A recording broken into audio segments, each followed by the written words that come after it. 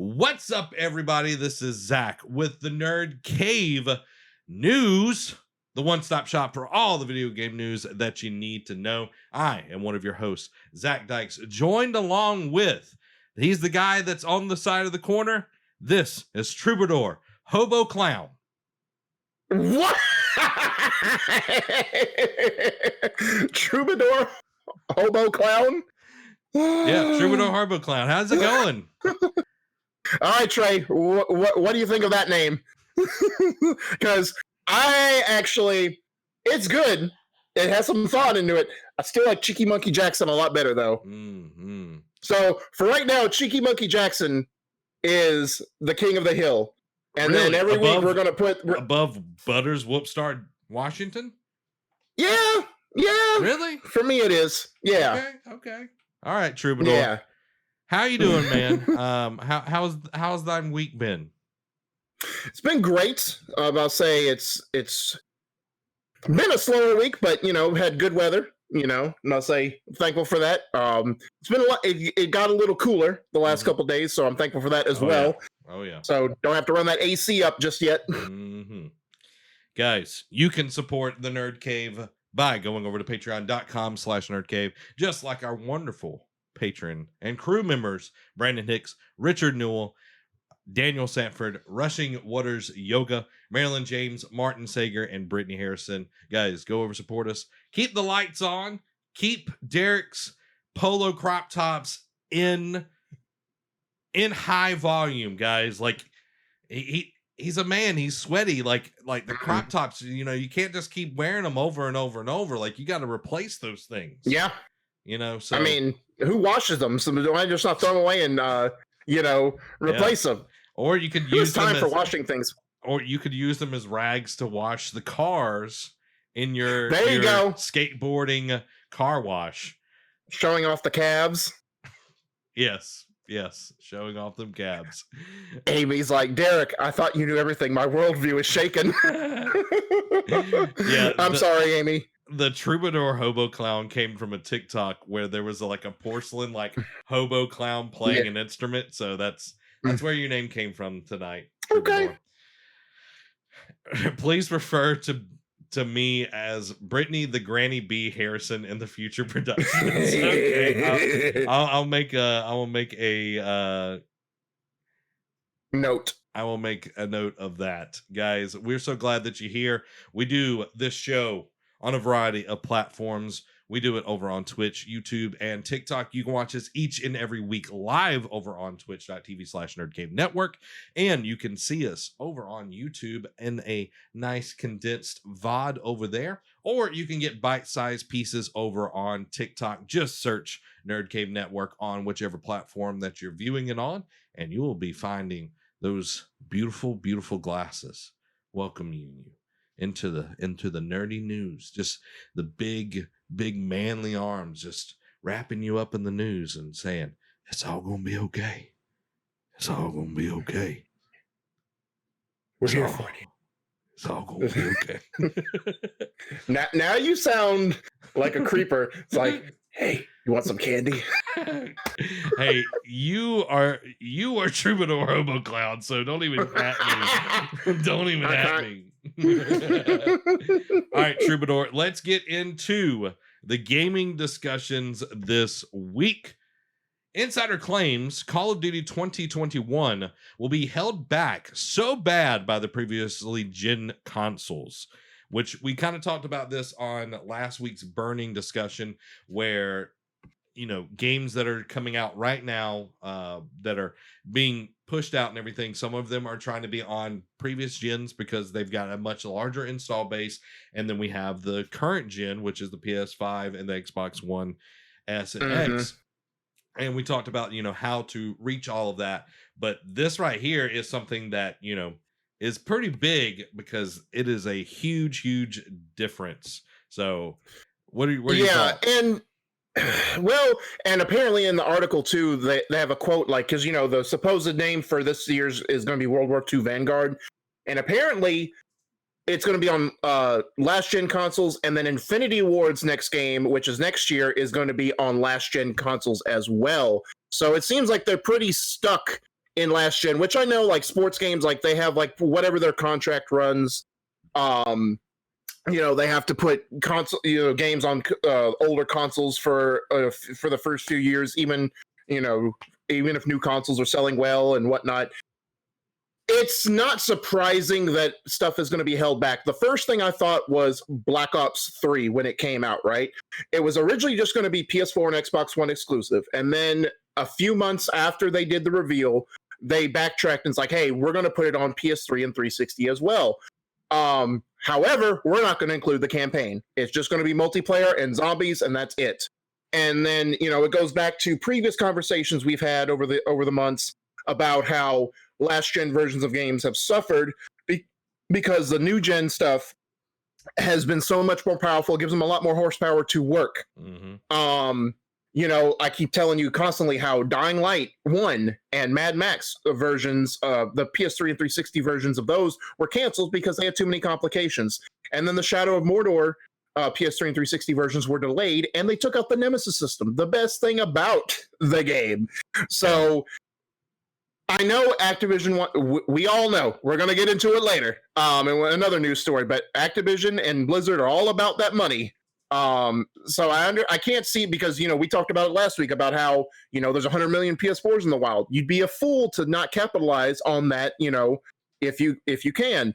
However, not everything needs to be, this feels like a cash grab if they do rush out or push out a last gen version and it's a buggy mess. It's going to be, I don't want to say it'll be on the level of a Cyberpunk situation, but it's definitely going to give off those vibes of people being like, this feels like they shouldn't have done this. Like, I want my money back.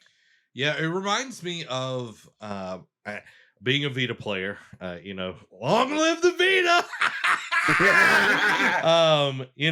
Just saying, suck it. Anyway, we'll get into that later. But yeah. I remember Call of Duty coming to the Vita, and it was utter garbage. Like, they were trying to get on that wavelength and everything, and it was just bad. The good shooter that did come to it, there was two of them. I can't remember.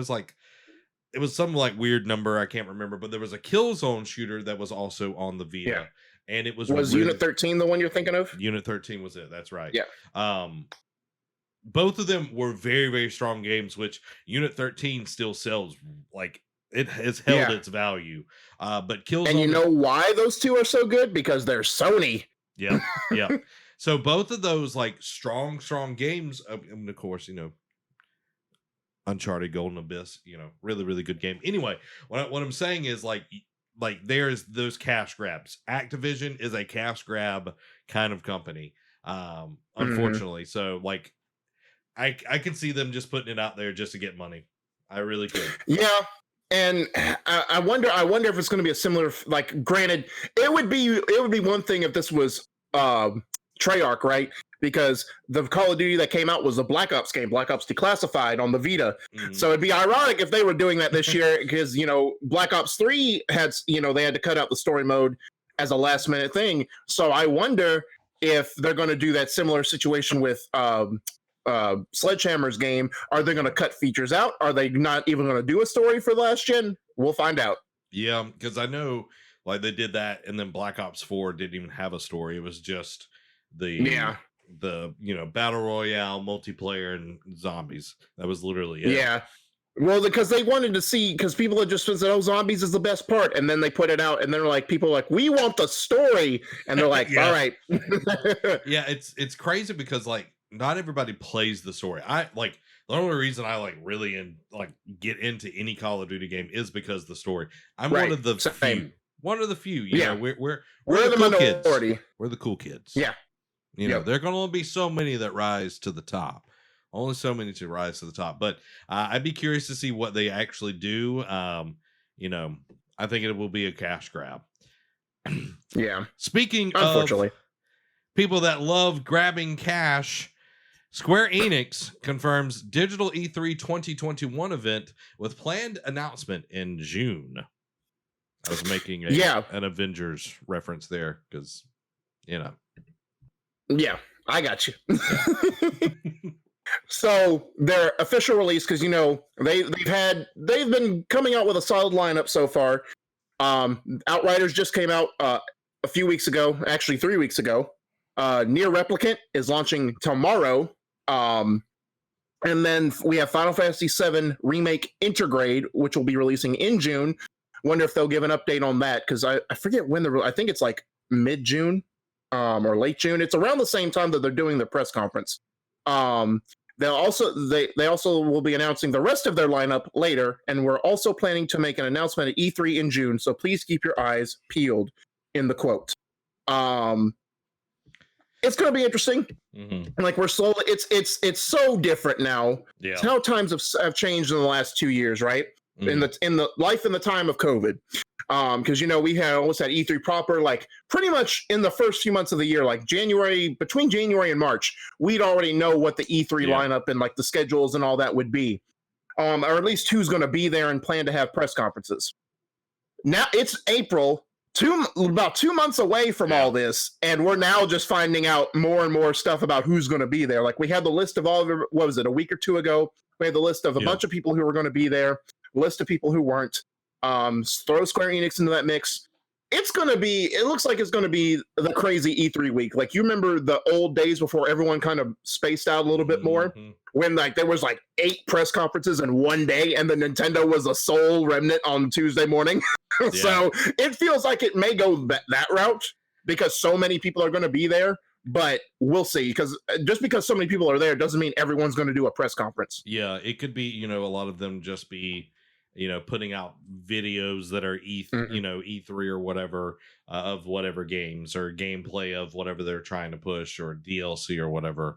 I'm glad to see E3 like kind of going back to that formula. I'd rather have a more neatly packaged thing then like spread out over 4 months, like Summer Game Show. Like, my lord, it was so hard to cover everything. It was just like, okay, I know. It's just like whenever we're available and want to. And it was like so last minute too, right? Like, some of it was so last minute. It's like, oh, next week we're doing this. It's like, oh my gosh. Yeah. So what up, Murdoch? I'm glad to see it coming back to more of a cohesive thing, and I'm glad to see more people wanting to do it, because like there was for a while, like, is E3 even going to survive? But I'm glad that, you know, it is a staple of the industry, so I'm glad to see it kind of, you know, solidifying, and, you know, we'll see what others do around E3, because, like, you know, we always say the EA Play and different things like that that's been around it. And who knows? Maybe E3 will evolve into like a digital only event, right? Maybe we'll go away from the E3 that we used to know, where it was like people had to spend X amount of money just to reserve a booth and space and put together all this. And like, why not do it from the comfort of your home, or even let's just say do it from the comfort of your own office, and just have, like, you know, a list of things to go through rather than worry about stage presentations and whatnot. Like, I would like to see it go that route. I would totally be fine, and I would think E3 would thrive that way, because then developers wouldn't have to, you know, bend over backwards to try and find money to get to E3, you know. But we'll see. Of development that just goes into getting like slices for E3. Right. One cool thing that I would love to see, and I know like this has been kind of a thought process for other things, but I watched a little bit of the Oculus thing yesterday, their conference yesterday, and I just had this thought: what if E3 they did it where you could put VR on and you could go throughout the whole floor and explore all the booths and everything, but it would be all digital, you know, so it wouldn't be like actually taking up like money on things. Like, that would be awesome, because like you think about these sporting events that could, you know, benefit from, you know, VR these days, but this would be another way that conventions could still have conventions by doing it this way. And I was going to say too, like, and even like journalists who are covering the event and fans who are there, because, you know, E3 opened up to the fans the last couple times too, they would be able to play more than a handful of games or like experience a handful of games if they did that too. So that'd actually be a cool idea. How practical it would be, or how it would work, that's a whole nother thing entirely, but it's at least something to strive for. Yeah, and if it does go more where people can be more in person and everything, you could still sell a ton of tickets just to do the virtual experience. So that'd be a cool thing to see. Well, let's move on to our third story of the night. Star Wars Knights of the Old Republic remake is reportedly in development at Aspyr. I am so excited. I just can't hide it. Because, when I first read this, I'm like, didn't we cover this? But it was more of like a rumor at this point. And like, we knew that something in the KOTOR universe was happening. Didn't know if it was a sequel, didn't know if it was a remake, didn't know it was something else. So now they're kind of like, it's still not confirmed, but this is like trimming down the fat a little bit and being like, hey, it's looking like it's going to be more like a remake. So what does that do for you? Because I know you were kind of excited for more of like a new entry, but I mean, and when I think this is not a remaster or like a port, this is a remake. So the first thing that comes to my mind, like for good or for bad, the bar has been set with remakes of like Shadow of the Colossus, Resident Evil remakes, and I forget what Final Fantasy VII remake. Like that's what the bar is. So when you say remake, you better bring it. Like even the Mass Effect, like I don't think they're technically remakes. They're just like remasters, I guess. Yeah. But like, look how touched up those have been, especially how touched up Mass Effect 1 is compared to what it was back in the day. So the bar is high. So you better bring the heat. Yeah, for me, like this is an exciting thing because like I love Knights of the Old Republic. It's such a good story. Graphically, when it came out, it was amazing. Like it was like the forefront, and you've got such a built-in base of people that want to play this game. Not just me. If y'all are interested in playing the game, let us know down in the comments below. If you're in the live chat, slam a 5 down in there. But just like you were saying, there have been so many good remakes. I think about the Crash remake, amazing. Oh yeah, absolutely amazing. This would be awesome, to get the graphics that are just phenomenal. Like the worlds that we get to explore in KOTOR, just the first one, were so cool. You got Manon, you got Tatooine, you got all these different places, you got the Starforge, you got all of these things that are visually striking. But I think it would be even better to go one step further. And I know KOTOR is a little bit different than Mass Effect, but even putting a voice to your character, because this game did not have a voice to its character. So having, different voices that you can choose from would be awesome. So it'd be more of like Star Wars, The Old Republic in that sense, where you would have actually voice lines and everything. But I think it would be more immersive. You've got, you could even develop the gameplay a little bit more where it's a little bit more streamlined, because it is a turn-based. I don't think you have to mess with it too much, but I cannot wait. Like it being a remake instead of a remaster makes me very excited, because what happens after that? Do they make 2? Do they remake 2 right after this if the success? And then do we get 3? Do we finally get a third entry into it? Or, is this remake, because we talked about this last week, remasters and remakes a lot of the time are like prep before they get into something bigger. So could this be the prep into going into a High Republic set of games? Yeah. So we'll see. Yeah. And you touched, to backtrack on one thing, it's like, how different they need to make everything, but still keep it true. A lot of the remakes that have come out, especially with Final Fantasy VII and Resident Evil remakes, they kind of sort of add, but also make changes that are for the better, that are to make the game more for the times too. So, and that leads me to my thing is like, I don't know when's the last, I know you played Old Republic, but I don't know how long ago since the last time you played KOTOR proper. What would you like to see, like maybe more, not necessarily change, but more updated for a remake in whenever this launches, but in the 2020s? Load times, you got to cut down those load times, which I think can be easily done. I think making some things feel less robotic, having some, like the character models just felt like they weren't mocap by any, like it did not feel like a natural thing. So having some of that done for sure.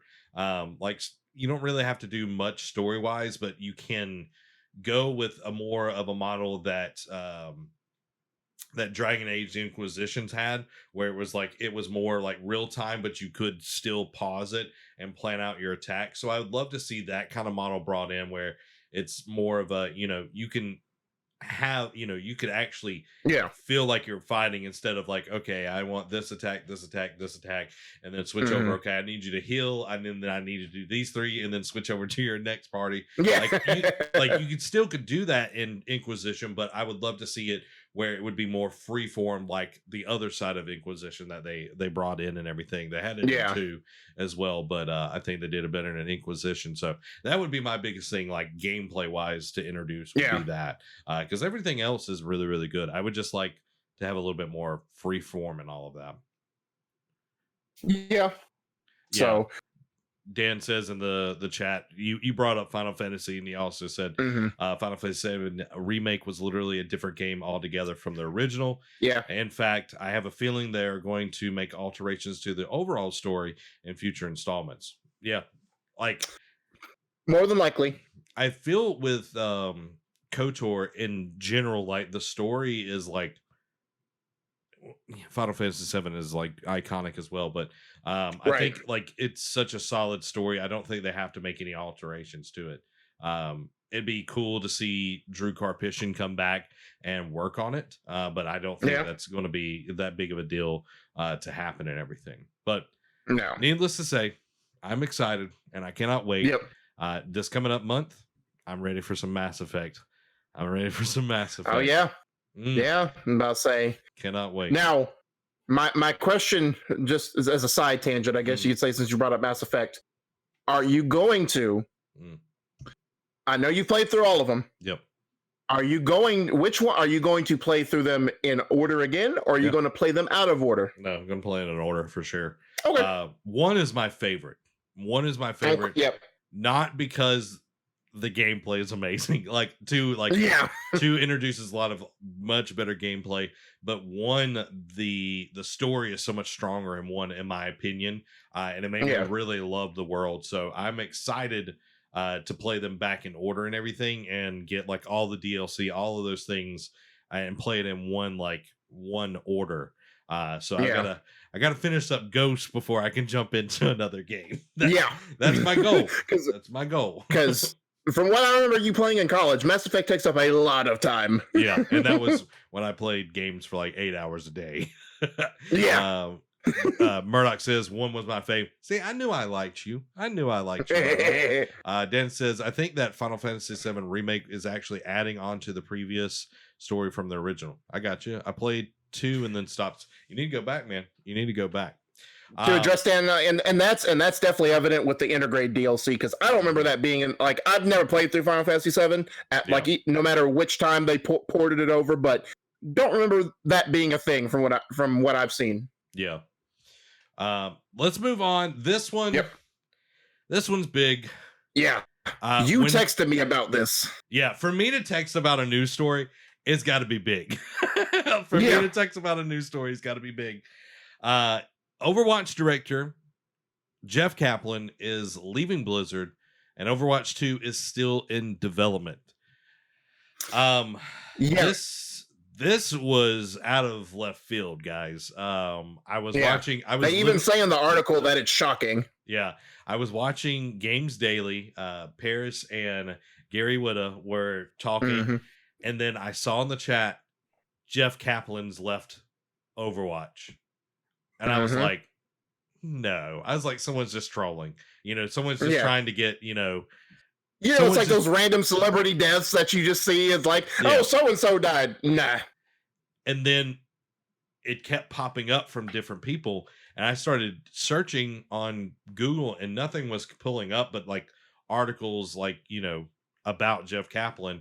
And I was like, maybe not. And then like it kept being said. So I refreshed Google, and IGN had the article that Jeff Kaplan is leaving Overwatch, and I was like, okay. I'm not sure like if you've got his parting words or anything like that. So Yeah, I've got the article pulled up. Okay, all right, hit it then. Because just a side note, like Overwatch 2 is continuing its development under the helm of Aaron Keller. Just to touch on Overwatch 2, it's like Keller says, speaking of Overwatch 2, development is continuing at a good pace. We have an exceptional vision we're executing on. The reaction from many of you to the updates we shared at BlizzCon thrilled us, and we have exciting reveals planned for this year and beyond as we ramp to launch. We'll be sharing more frequent updates about Overwatch 2 progress and new features in the live game with you all very soon. And then Kaplan himself weighed in on his own personal note, saying, it was truly the honor of a lifetime to have the opportunity to create worlds and heroes for such a passionate audience. I want to express my deep appreciation to everyone at Blizzard who supported our games, our game teams, and our players, but I want to say a special thanks to the wonderful game developers that shared in the journey of creation with me. So I don't know. I want to get like too big in speculation here. Yeah. Like Jeff Kaplan has done an amazing job with Overwatch. I think Overwatch has done some really positive things for the industry and then introduced some really negative things, such as loot boxes. And also he hated Mercy, like he just murdered Mercy. Like I forgot about that. That's just, wow. Anyway, regardless, Jeff Kaplan has been an awesome part of Blizzard, has literally worked there for like 19 or 20 years. For this to happen at this point in time, there could be a few issues that might be it. There, his health might be declining, or there might be a family issue, or there might be some issues with the development of the game, and people are stonewalling him. There are definitely different things that could be happening. Or maybe, I mean, who knows, right? Like, eventually, everything like that comes to light in some form or another. It's just a matter of time. It's a matter of if, not when. My first thought was, and this brought up, I know it's Activision side versus this is Blizzard side, but how Bungie, got out from under Activision, because Activision and pretty much forced them to do things that they weren't comfortable with after a while. It's like, look, we're new to you, we're getting used to this, but it's like, hey, we're not seeing an ROI, we're not seeing pretty much a lot of engagement with some of the stuff you're wanting us to do. And they said, keep doing it, we need money. And Bungie's just like, peace, we're out. I wonder now, obviously at Blizzard it's a much bigger dog to fight than that, because you're Blizzard you're part of Blizzard proper, so you can't just say peace. You just can't say as a studio, I'm bouncing. So maybe he just thought, maybe he saw the writing on the wall, and who knows, it could be something as simple as he just felt burnt out, and maybe he just wanted to step away and is like, you know what, let me focus on other things that aren't related to Overwatch. But my first thought it was like, oh, maybe he's tired of all the politics behind Blizzard's, the way Blizzard runs things, and he's just like, especially after I think it was more on Activision side, but the wonderful CEO taking all those bonuses again, maybe he got tired of that, and he's just like, you know what, I'm done with you guys. Like, I love everyone who I've worked with on Overwatch and worked with currently on Overwatch 2, but the higher ups, y'all can pound sand. Bye. Because I think that's one of the biggest things. Like when it was like, Blizzard's a great place to work for, and I'm like, are you talking about the same Blizzard? I'm about to say, you told me that, and I'm just like, if you want to leave the door open to come back, I understand you not wanting to leave on bad terms, but don't lie either. Like, just be neutral. Just be Switzerland in this case. So our well wishes go to Jeff. He is an amazing game director, and excited to see where he goes, or if he just takes some time to relax and recharge, and when he gets back in it, he gets back in it, guys. So curious to see where Overwatch 2 will go. They have named a new game director. I don't remember the name of the new game director. Aaron Keller. There you go. I'm curious. This makes me a little nervous and wary about Overwatch 2, but it's still got a long time in development, in my opinion. So I'm I'm still curious. I want to play it, but we'll see when that comes around. Let's move to some Sony news. Just when you thought last week's show was jam packed, it's not as packed as last week with the PlayStation news, but it's like Sony's like, we're not done yet. We still have some things to say. This first one, Derek, I'm gonna put you on blast for a second, and I'm gonna go to the one. Okay. You said the Vita was dead. I did. Derek, what does Vita mean? What does Vita mean? Life. Exactly. Guys, the Vita lives!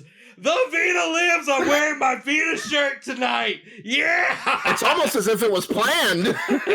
You know what? It actually wasn't. I just pulled a shirt off the rack. Amy said you're crazy. No, I'm not. Vita lives, guys. Vita lives. Suck that, Jim Ryan. Oh, PS3 and Vita stores will remain open for the foreseeable future. PSP store will still close on July 2nd. RIP PSP. It's too long in the tooth. You've got emulators and all that stuff to hack your PSPs. That's literally all people do with PSPs. Right. And because wasn't there a fan petition to keep the stores open too? Yeah. I don't know if I don't think this had a direct result because I have the article pulled up and it's like, in the blog post, Sony said that the initial decision was taken for a number of reasons, including, quote, commerce support challenges for older devices and the ability for us to focus more of our resources on newer devices where a majority of our gamers are playing on. But Jim Ryan, who wrote the blog post, said PlayStation has seen many are still passionate about purchasing classic games on PS3 and Vita. So for the foreseeable future, those storefronts will remain open. He goes on to say, I'm glad that we can keep this piece of our history alive for gamers to enjoy. While we continue to create cutting-edge new game worlds for PS4, PS5, and the next generation of VR, thank you for sharing your feedback with us. We're always listening and appreciate the support from our PlayStation community. This, it's great. And I'm of two minds of this, right? Yeah. Like, for the Vita, it's great. Because, and I was watching Last Stand, there are still people that have dev kits. Like, Last Stand just bought a second dev kit for, a more updated version to make games on there. There are people still making games for the Vita. Not so much on PS3, but on the Vita. So, closing the store, thinking about that now and getting more information about it, didn't make sense to close the Vita store early. I know they're not making games en masse, and Sony is pretty much, for the most part, letting everyone else work on Vita games, but not them. So, other from their perspective, I don't get why they wanted to close the store in the first place. PS3, I did, because now there's backwards compatibility. PlayStation Now is a thing. But I think this is twofold. Old games old. I know there's still a market out there for it. I know people still play it.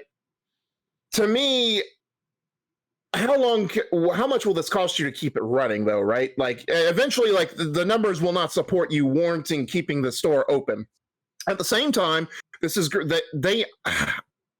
I think the fans spoke, but I think Sony's pocket spoke more in this one because we saw the moment this dropped, people were like, hey, get these games, rush to get these games. And so Sony saw an influx of cash buying these games up digitally. And we're like, you know what? Maybe if we create more urgency with these titles, we can make more money. So I think Sony's kind of being greedy at this point too. But what? Sony being greedy? Never. From a historian kind of side of things, and the preservation of video games, because this is something that we really need to look at. It's not an argument that I necessarily get into that much. Or something that I talk about much, but with games going very digital heavy, I like digital. That being said, it is really hard to keep games alive when there is no physical media that is tied to So we're, you know, we're bound to these stores being open and being able to get these games and everything. So this is a step forward, but you know, it is not something that is indefinite. You know, that this is not a proprietary.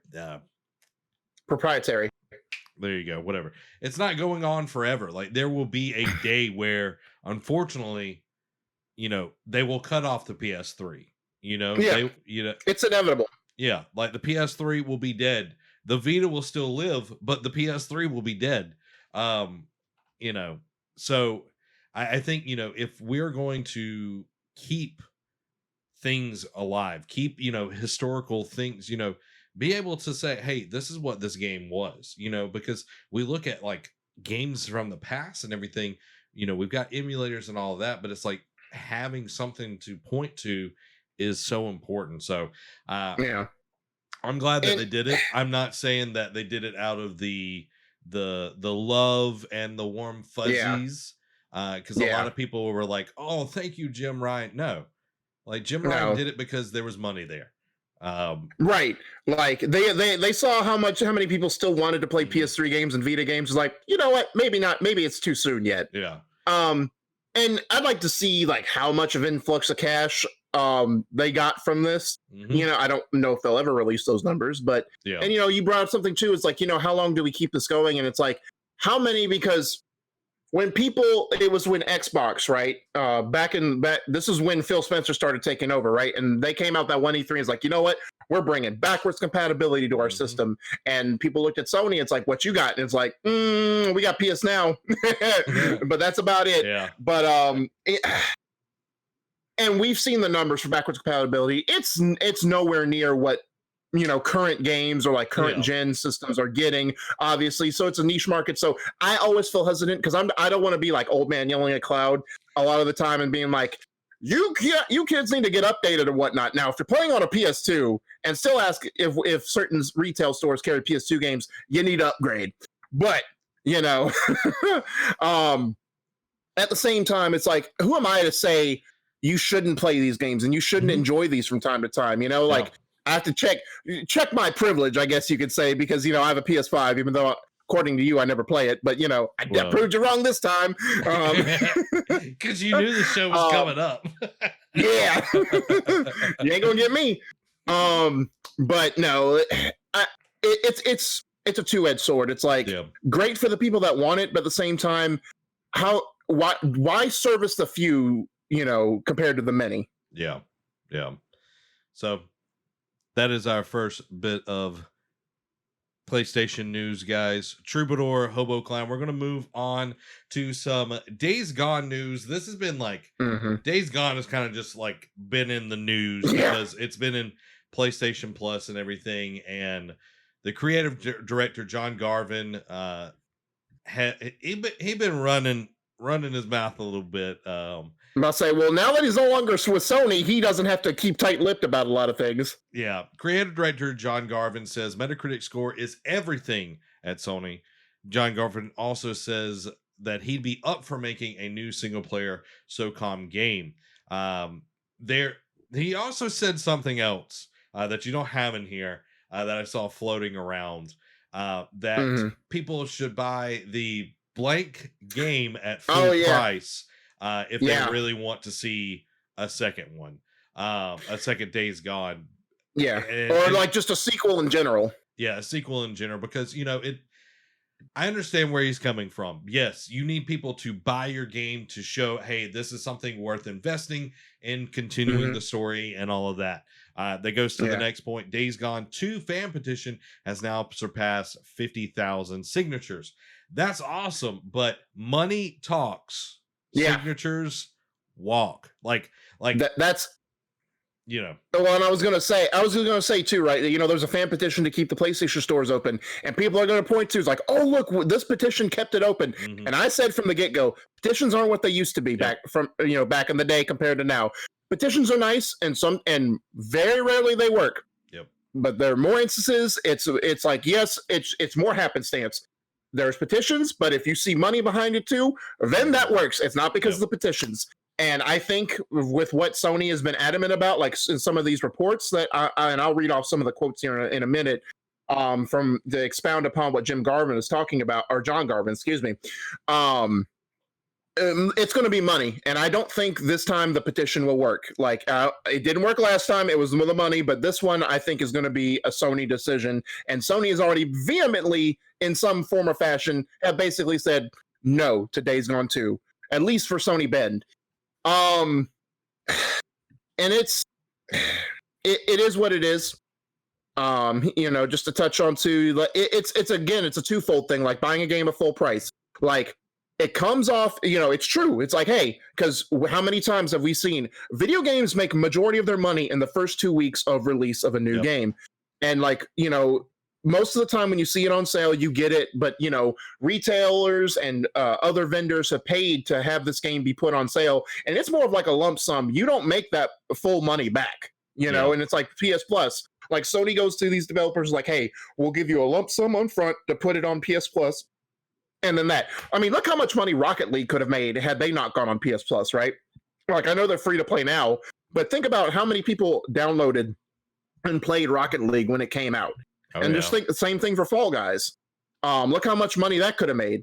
And you're not going to make that back. But at the same time, it's also tone deaf because, yes, I could love a game, but my income says I can't buy this. It's full price right now. Mm-hmm. So it comes off as kind of like I know where he's going, and I endorse that part of his statement. At the same time, you can't expect that from everyone. Yeah, I think that's a big issue with that statement that he said.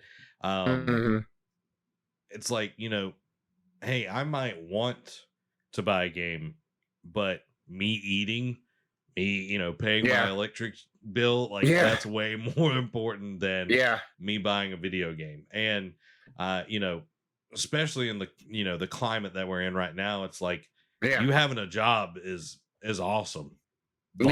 Exactly. A full-time job. So it's like, I understand where you're coming from, and you make video games for a living. Like, you are a luxury item to people. Mm-hmm. You are not a necessity.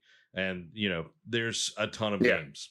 And I think if they would have marketed better Days Gone, and if it wouldn't have had such a weird, coming out, because I remember when we first was shown, it was like, man, this looks awesome.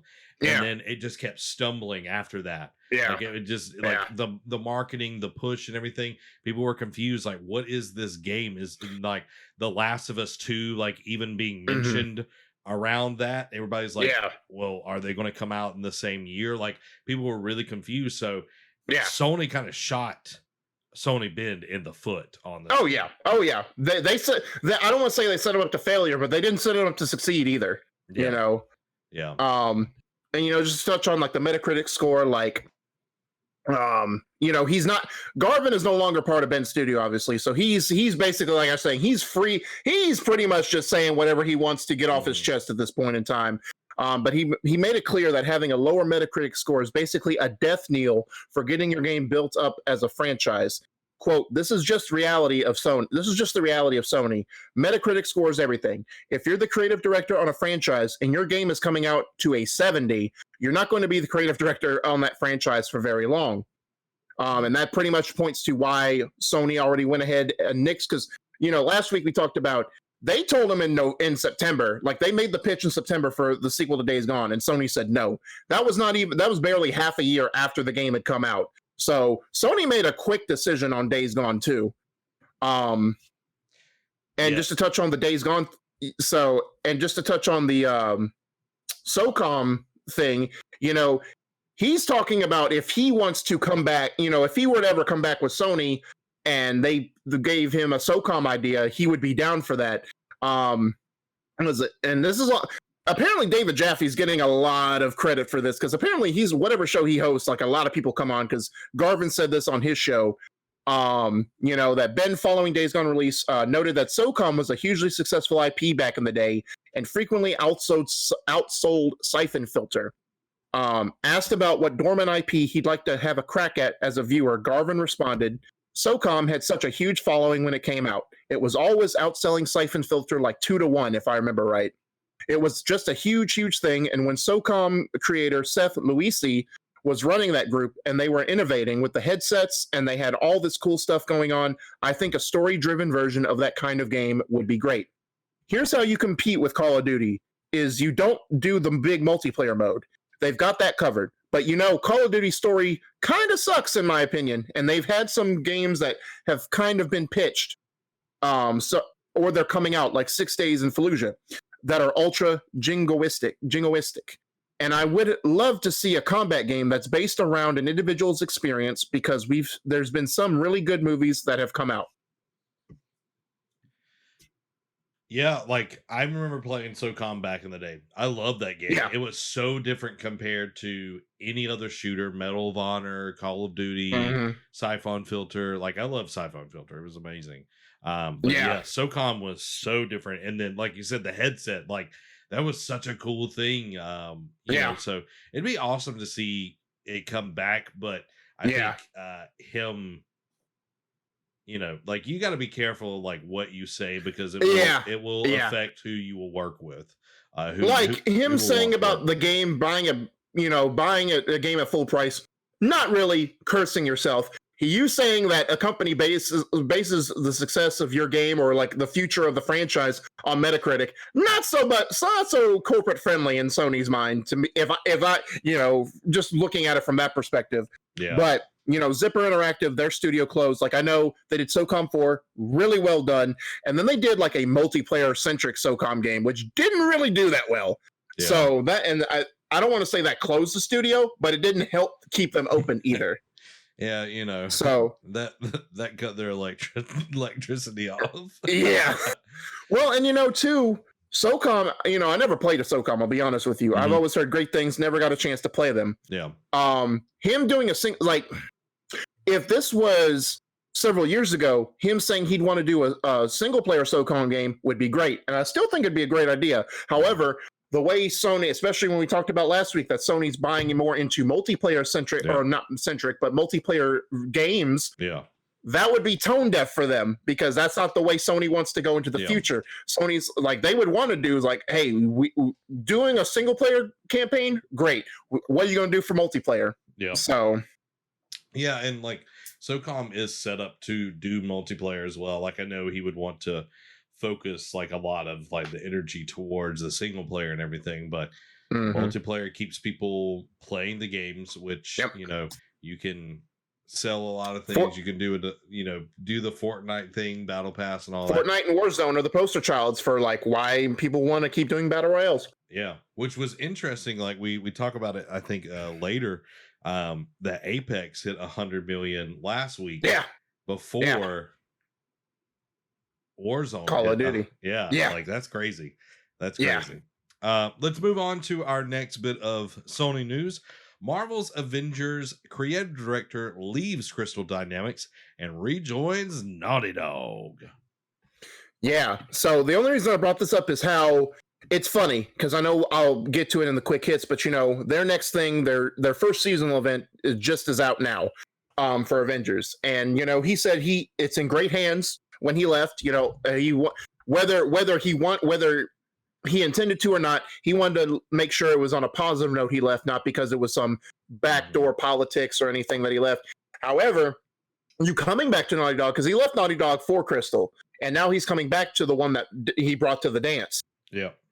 This says to me that behind the scenes, with how the whole development process before Avengers came out and how the roadmap got changed, probably wore him out. It probably either rubbed him the wrong way or he didn't like how that all played out. So he's and then he sees that Naughty Dog, yes, Naughty Dog has not a terrible reputation, but not a great reputation for known as crunch and making sure their games runs, well, I shouldn't say not run smoothly, but they have their own issues too. But he saw probably how better of a well-oiled machine and how much better they run over there compared to Crystal, where it's hey, we did Tomb Raider, let's do this multiplayer game that has a story as well and try and make this all function. And he's yeah, this doesn't work well. Let me go back to a team that I know I can be myself on, or have better creative freedom with. Yeah. Well, and we were talking last week about Naughty Dog, focusing on multiple projects and everything. Yeah. And this is a huge gain for Naughty Dog because Neil Druckmann can only do so much. Yeah. So having somebody that has the caliber and the Yeah. experience to be the creative director of a game is a huge thing. So I think it's a huge boon for Naughty Dog. I hope the Tachyon event and everything for Marvel Yes. Avengers. I'm messing with all your stuff, man. I know. But it's okay. It's our show. We do what we want. yeah, we do what we want, guys. Derek's wearing a polo crop top right now. But I'm excited about that. Let's move on. Sony Santa Monica's next project set in fantasy-based world suggests job listing. Yeah, and it's you can kind of already argue they are in a fantasy game based setting because how God of War is. God of War is fantasy. Mm-hmm. The article says here it's like the team is currently hiring for senior character concept artist, which outright confirms that the role pertains to, quote, the development of a new unannounced game. The quote is, and they go on to say, develop and maintain strong creative and collaborative partnerships across subject areas to help further develop the in-game characters, visual language, and rule sets for fantasy-based worlds. In addition, it also reveals that the job requires strong design skills with the ability to render realistic, believable, fantasy-based characters, creatures, and props using contemporary industry standard tools and techniques. So it seems like, because you remember before they went back to the well that is God of War, they were supposed, because they got the writer for Battlestar Galactica, they were working on some type of space game. And, maybe, who knows? Maybe they're going more fantasy, like medieval or like more magical, but, it's them already got a new project set up. And this gets to a story that we'll come to later in the same little cluster toward the end. Naughty Dog's got multiple projects. Sucker Punch is looking for to work on a new project. Horizon, Guerrilla apparently has like 2 teams working on different games right now. So they're gearing up. Like they've taken success from what their current franchises or their previous games have done, and they're using that wisely. It's like, hey, let's ramp up production, and we know that this took several years to make. Let's not take that long again. Let's put out some smaller experiences, like how Insomniac, they put out Spider-Man in 2018, and then they turned right around in a few years and be like, hey, we still got a ways off on Spider-Man 2, but here's a little smaller experience of Miles Morales for you. So maybe they're doing that too, or that kind of stuff. But it's exciting to see that Santa Monica is trying to branch out and try something new again. Yeah, like for me, just thinking about it, it's like these companies are not just like developing multiple games with the same team. Like they're bringing on new talent, they're acquiring new talent, and they are making bigger teams, bigger developers out of this. Yep. So like they've got more talent in the pool, so they can work on multiple games at the same time. And just like you were saying, like they're not going to just be like, okay, here's our batch of games, and then there's like a 3 or 4 year dry period. This is going to like help the cycle of, okay, we're constantly putting out titles. It's not just going to be, okay, here's all of our titles, and then you're going to have to wait a few years. Like that's not the way to make money. And I know we're kind of getting ahead of it too, but I think this is like, because I think it's a twofold thing with this one, right? One, it's like they saw how long it took from when the PS4 launched to when they could start putting out these blockbuster hits. It took a couple of years. And granted, they had ports and reboots to keep people satiated in between that time. But I think they don't want to see that big a gap again. Yeah. And I also think this is a response to Microsoft. It's like, instead of acquiring more and more studios and gaining more IP, let's expand and make the teams that do great work bigger and can work on multiple projects and churn out other things, and so basically they're growing what they already have instead of just adding more to the fire. Yeah, and I think it's like you're doubled down on the successful studios, and you're reallocating like the manpower from some of the less successful studios.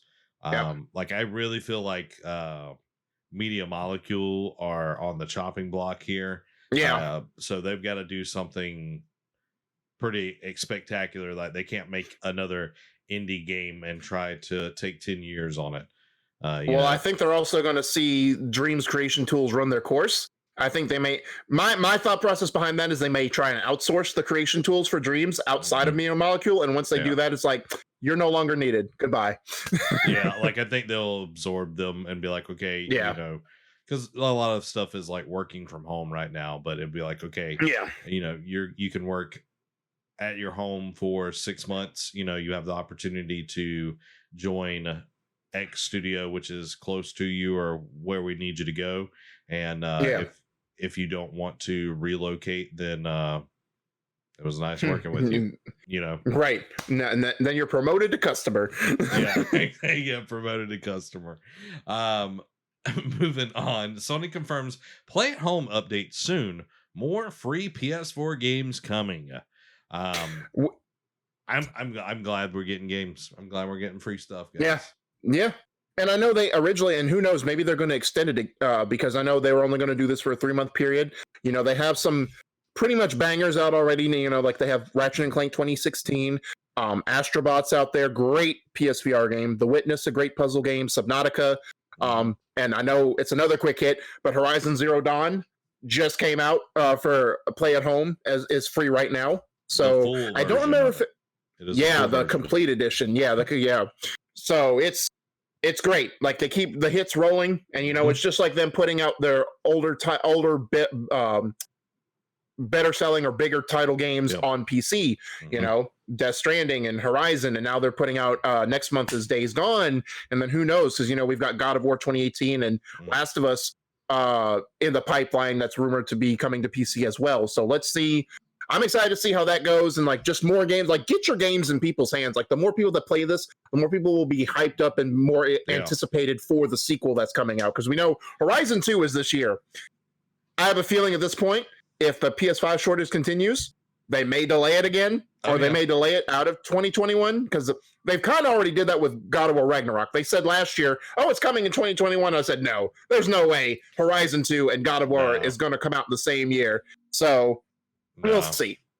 Yeah, but I think this is hype at the same time. Yeah, I agree. And something that we've bragged on multiple weeks in a row about Xbox, like it's not the console anymore. The platform is the games that they make, and they're willing to go anywhere. And I'm not sure if you got it in here. I didn't see it, but Xbox has found a way to get xCloud on iOS devices, and they have I didn't see I didn't put it in here, but I did see that. Okay, well, quick hit from Zach, and we're all out of order tonight, guys. That you know they found a way to do it, and if you've got Game Pass, they've sent out beta invites. If you didn't get an email, well, guess what, you didn't get invited, but it'll be starts to suck. Yeah, it'll be a little while before it is available to everybody, but that is what I'm talking about is, you know, Xbox is doing it one way, PlayStation, I feel like they could come in, like they might be keeping some things secret right now. All this stuff might be just like smoke and mirrors, like it's just like, okay, here's all this cool stuff, and then they just like knock it out of the park in the middle of the summer. It's like, here it is, this is what we're doing.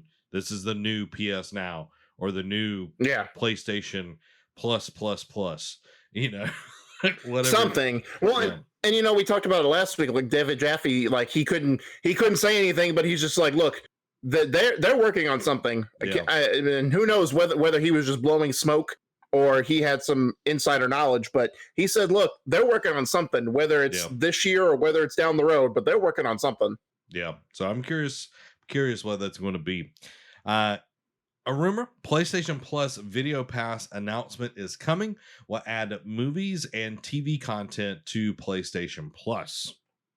And I haven't, that same article, it updated around 2:30 today, that it revealed that it is a real thing, but is a test service, which is just ironically only in Poland right now. Currently, it isn't clear if this service will be tested in other markets. As reported by VGC, The service allows users to access over 20 movie and TV shows from Sony Pictures, with new content being added every 3 months. The service will be tested in Poland for a year, and SIE Vice President of Global Services Nick McGuire told Spider's Web that, quote, "We want to see how players will benefit from such a service. What titles do they want? Watch? What do they care about? How often do they use them?" See, this also, like, PlayStation did have their own TV like service, like their own PlayStation View. Yeah, and I feel like they're kind of like pulling that in there, but it also coincides with the deal that Sony signed with Netflix and the new deal that they just signed with Disney Plus. So this could be a way to get more people on PS Now. I think Disney is just like, we're just trying to get our movies out there. If we can just grab, like they're trying to be smart with this. So I'm curious where this goes. It would be awesome to have, okay, I've got all the Sony movies that's come out in the last, whatever. And I'm able to watch it. So I'm excited to see where this goes. And hopefully it bears fruit for, then we get it here in the US, because that'd be cool to see. So yeah, guys, just use a VPN and say you're in Poland. Yeah, exactly. Just saying. Work smart, not hard. New Sony patent details AI that can replicate your playstyle and play a game for you. So in the article I have, it's like it has detailed an AI program that is able to replicate your playstyle and potentially play games for you. According to the patent application, the feature is an, quote, automated artificial intelligence control mode for playing specific tasks during game applications. This essentially has a default AI profile for the player assigned, which initially has a generic set of behavior patterns. Once the player has dabbled in a particular title multiple times, the AI is capable of studying their behavior and implement it into the profile, allowing it to over time execute decisions that mirror that of the player. Ultimately, the idea is that the AI will be able to play similarly to the player, with them having the option of having the AI take over the game. Like, this seems like such a random thing. You know what I mean? Yeah. Like, I kind of understand it's like, you don't have the time to play or something like that, but it's like, if I buy a game, guys, I don't know if y'all are the same way. If I buy a game, I'm going to play the game. I'm going to play the game. If y'all are the same way, you'll put some 5s down in the chat, because like this doesn't make any sense to me why they're like, I could see it being something where it's like, you could make more challenging, fights and everything. I know we talked about EA last week, where they were developing a system where it could like ramp to like your play and everything. But maybe this is PlayStation's way of doing sort of the same thing, where they're developing an AI that can replicate your play style, so it makes it more of a challenging thing. It's like, I understand, like, some people play games on like lower difficulties just to enjoy the story and everything. Nothing wrong with that. And this might be like another way. It's like, you just want to play a little bit, and then you can turn this on while you're doing other things or working on something, and it's still playing the game for you. It's just very interesting. Yeah. Like, I don't know how I feel about it.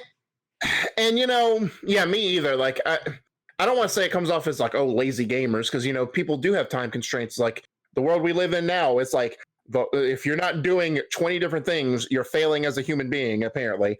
So like but we only, like, with more and more stuff coming out, our time is getting more and more limited. So we only have a few, some people only have a few hours to game a week.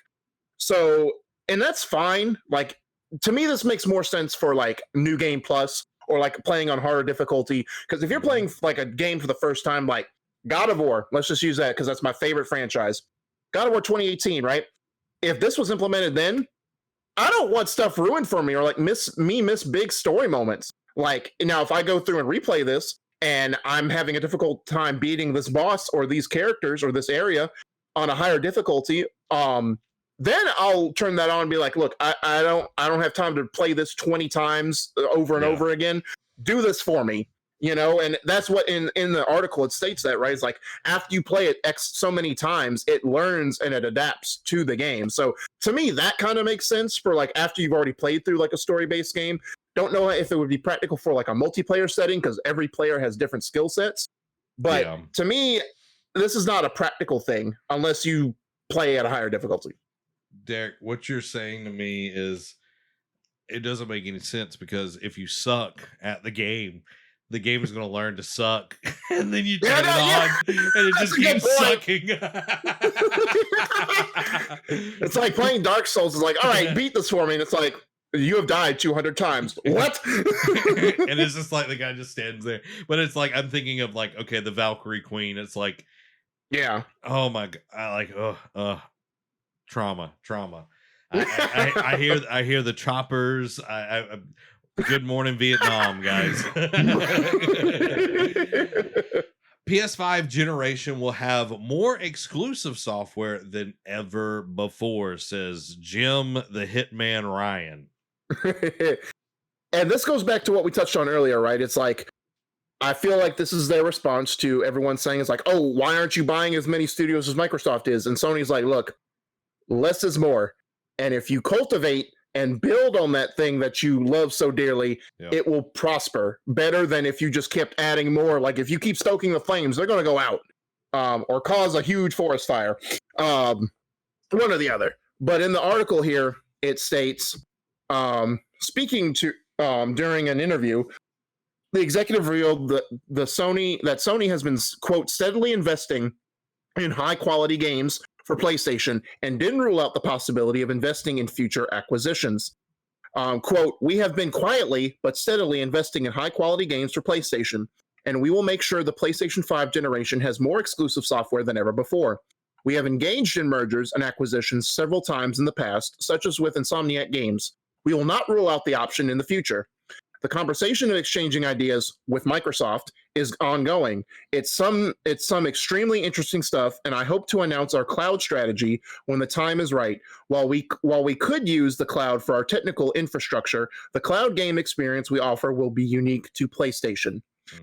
So this is, again, goes back to what I said earlier of, you know, they don't want to, they want to double down on the exclusives because they know, and it goes back to what we talked about last week, right? It's like, they want to invest in big franchises, big properties. And how do you do that? Grow the studios, make sure they have the resources that they need, dance with the ones that brought you here. Santa Monica, Guerrilla, Sucker Punch, Insomniac, all those are the 4 pillars for them at this point. Yeah. And it's like, look, we don't need you to make 20 versions of like the same franchise. You know, that's what Microsoft getting flack for. It's like, oh, you're just Forza, Gears, and Halo at this point, you know, and that's all you have. And Microsoft is, it's like the meme of the Michael Jordan, and I took that personally. So they're adding more and more.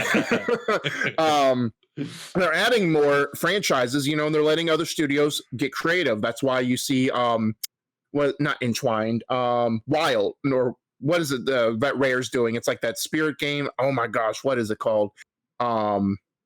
I'll think of it later. But, you know, they're bringing back some other properties like Perfect Dark, and they're bringing back, you know, other things too, but they're doubling down on the ones that brought them there.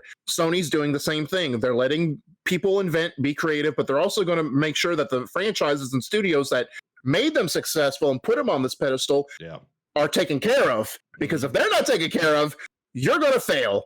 And it's also a thing of like, you know, and it's not just, you know, thinking about this too, it's not just first party. Think about how many third party exclusive deals they've already gotten within the last couple of announcements. Like, I know it's coming out a week from tomorrow. Returnal is exclusive, but it's done by Housemarque. Sony doesn't own them.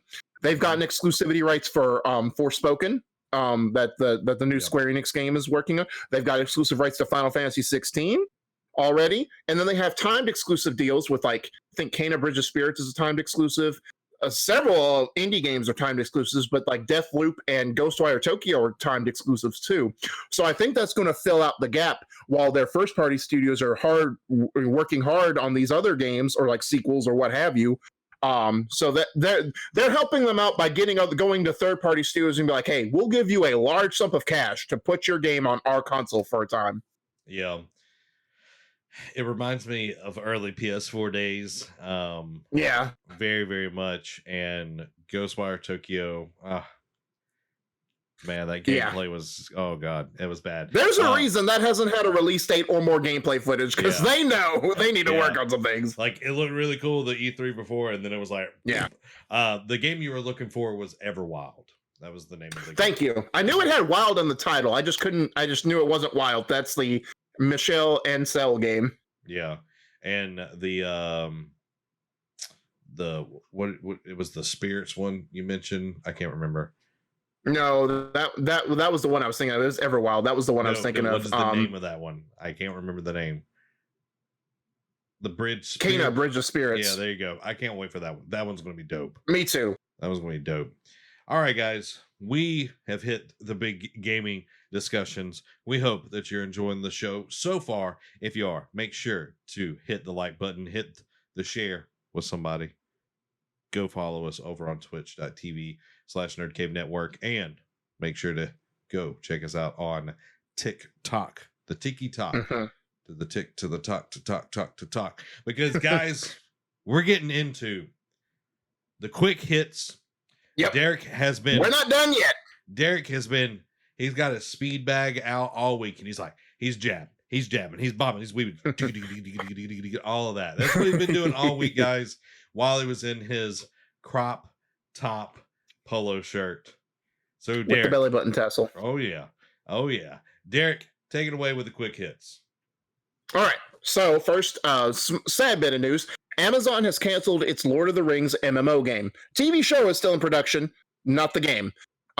As we stated earlier, Avengers Tachyon Anomaly seasonal event has started today and will run through May 3rd. Interesting bit of news. Mario Kart 8 is now the best-selling racing game in U.S. history. Resident Evil Village by Lady Dimitrescu, but by the way, the U is silent apparently. It's not Lady Dimitrescu, it's Lady Dimitrescu, according to them.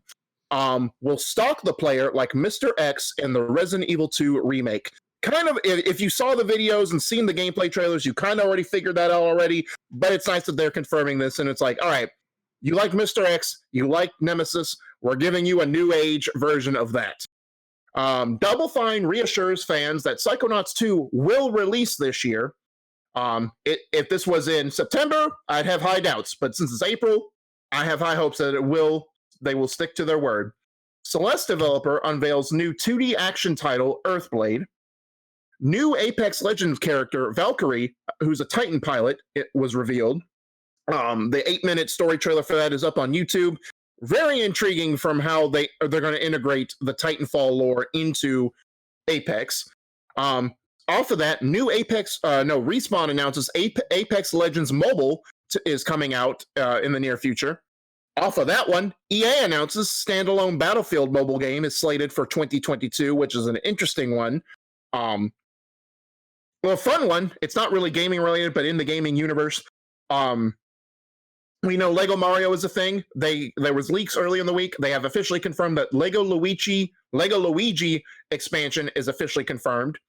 Xbox Series X and S to get improved quick resume features that will tell you if a game is quick resume compatible. Off of that one, Microsoft now removes Xbox Live restriction for free Xbox games. PC versions of Max Payne 3 and LA Noire have started giving their DLC away for free. Warzone has reached 100 million players worldwide. And off of that one, the COD franchise as a whole has surpassed 400 million sales units worldwide. Discord reportedly ends acquisition talks with Microsoft. Horizon Zero Dawn is free for PS4 for Sony's Play at Home initiative, as stated earlier. And last one, Tales of Arise, which got revealed at E3 2019 or 2018 at Microsoft's conference, finally gets a release date of September 10th. So a few of those I kind of want to just go back and kind of hit a little bit deeper on.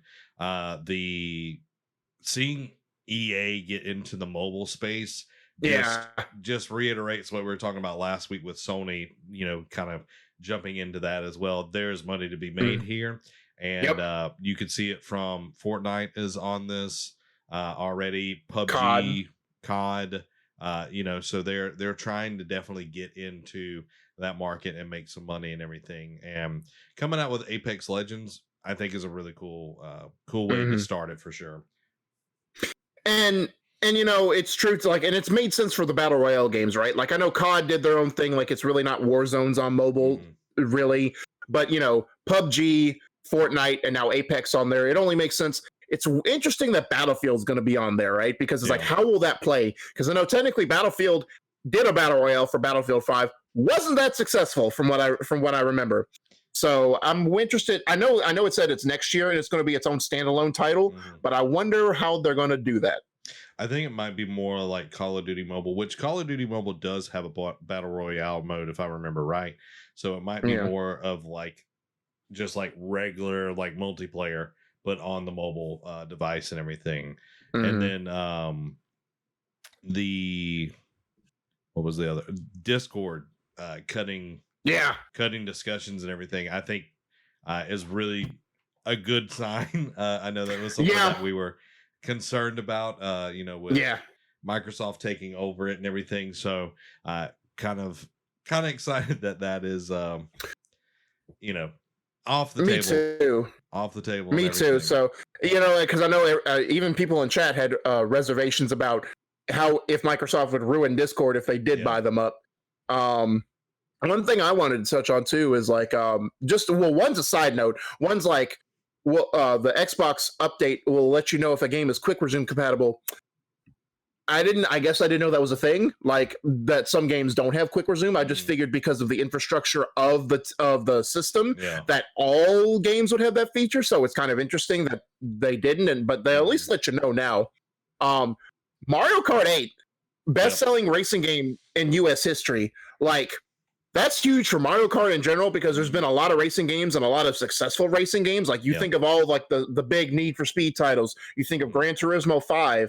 You think of all the Midnight Club 3 was huge too. But this Mario Kart 8 specifically, and this just points to the fact that if you put it on a successful system, people will play your games.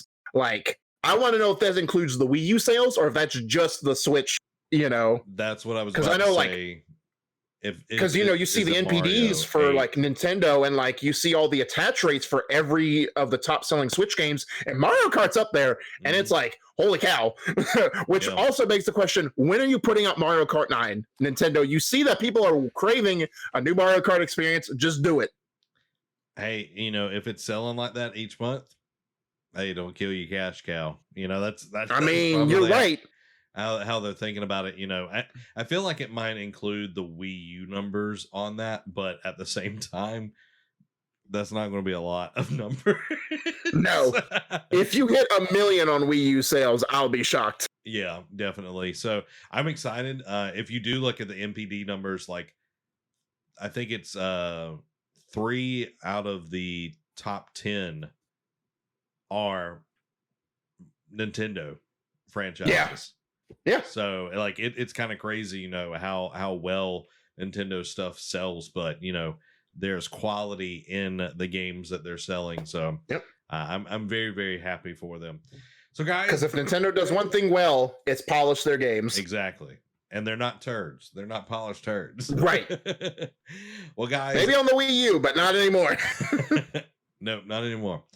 There you have it, everybody. There is this episode of this week. This week's episode would be how a normal person would say that. We hope that you have enjoyed it. Make sure to go over to patreon.com/nerdcave. Go support us over there, just like our wonderful crew members, Brandon Hicks, Richard Newell, Daniel Sanford, Rushing Waters Yoga, Marilyn James, Martin Sager, and Brittany, the Granny B. Harrison. Thank you for all the people that went over there and supported us. Go join the crew over there at patreon.com/nerdcave and help Derek buy more crop top polos. Yep. And guys, gotta keep that funding.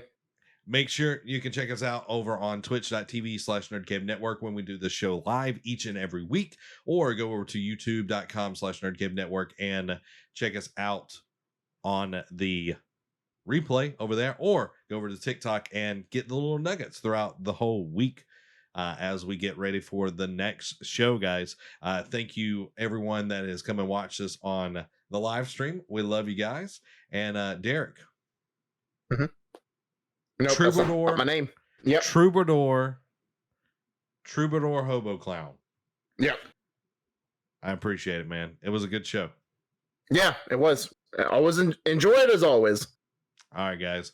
We love you. We'll see you next time on the next exciting episode of Nerd Cave News. This has been Zach. And Troubadour Hobo Clown. Y'all have a blessed week. Bye.